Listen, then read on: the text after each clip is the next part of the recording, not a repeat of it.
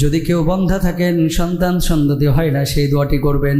হযরত ইব্রাহিম আলাইহিস সালাতু ওয়াস সালাম সূরা সাফফাতের 100 নম্বর আয়াত দিয়ে দোয়া করেছিলেন, রাব্বি হাবলি মিনাস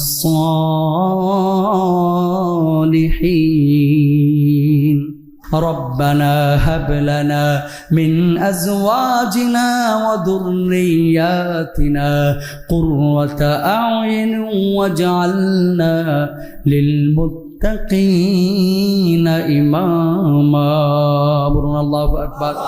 এভাবে যদি আল্লাহর কাছে আপনি ফরিয়াদ করেন, আল্লাহ রাব্বুল আলামিন আপনাকে ফিরাবেন না। তুস্তাগফিরু রাব্বাকুম ইন্নাহু কানা গফফারা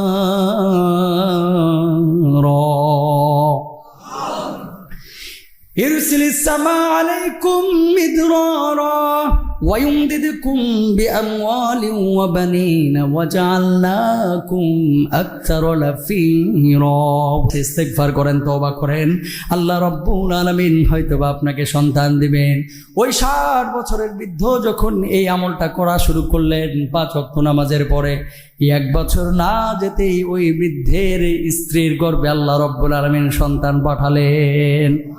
একটা পরীক্ষিত আমল, কি পরীক্ষিত একটা আমল। বৃদ্ধ হয়ে গেছি, বাচ্চা হচ্ছে না, 40 বছর হয়ে গেছে বিয়ে হওয়া, আমাকে কিছু আমল দেন যাতে করে বাচ্চা হয়।